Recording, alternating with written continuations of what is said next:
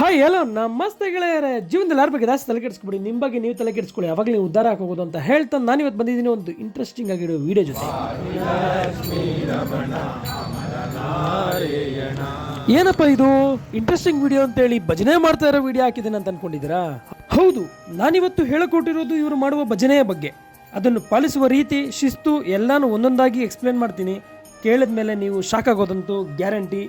ಇವರು ವರ್ಷದ ಕೊನೆಯಲ್ಲಿ ಬರುವಂತಹ ಡಿಸೆಂಬರ್ 15ರಿಂದ ಸ್ಟಾರ್ಟ್ ಹೋಗುವಂತಹ ಧನುರ್ಮಾಸದಲ್ಲಿ ಇವರು ಭಜನೆ ಸ್ಟಾರ್ಟ್ ಮಾಡ್ತಾರೆ. ಜನವರಿ 15 ಸಂಕ್ರಾಂತಿ ಹಬ್ಬಕ್ಕೆ ಇವರ ಭಜನೆಯನ್ನು ಮುಗಿಸ್ತಾರೆ.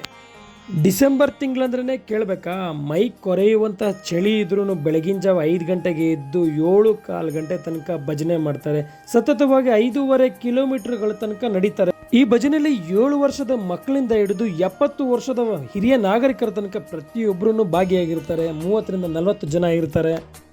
ಇವರು ದಿನಕ್ಕೆ 30ರಿಂದ 35 ದೇವಸ್ಥಾನಗಳನ್ನು ವಿಸಿಟ್ ಮಾಡ್ತಾರೆ.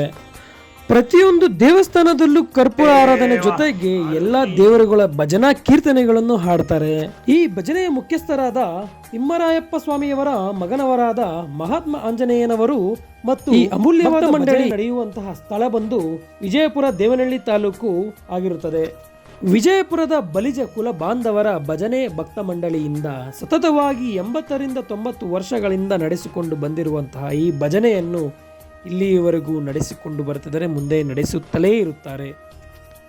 ಸೊ ಫೈನಲಿ ಹೇಳಬೇಕಂದ್ರೆ ಧನುರ್ಮಾಸ ದಿನಗಳಲ್ಲಿ ನಗರ ಸಂಕೀರ್ತನೆಗಳು ಮತ್ತು ಭಜನೆಯಲ್ಲಿ ವಯಸ್ಸಿನ ಅಂತರವಿಲ್ಲದೆ ಭಾಗವಹಿಸ್ತಾರೆ. ಬಾಲಕರು, ಯುವಕರು ಮತ್ತು ವೃದ್ಧರು ಭಕ್ತಿಗೆ ವಯಸ್ಸಿನ ಅಂತರವಿಲ್ಲವೆಂದು ತೋರಿಸಿಕೊಟ್ಟ ವಿಜಯಪುರದ ಶ್ರೀ ಲಕ್ಷ್ಮೀ ವೆಂಕಟರಮಣ ಸ್ವಾಮಿ ಭಜನಾ ಮಂಡಳಿಯವರಿಗೆ ನನ್ನದೊಂದು ದೊಡ್ಡ ನಮಸ್ಕಾರಗಳು. ಇದೇ ಥರ ಇಂಟ್ರೆಸ್ಟಿಂಗ್ ವಿಡಿಯೋಗಳಿಗಾಗಿ ನನ್ನ ಫಾಲೋ ಮಾಡಿ.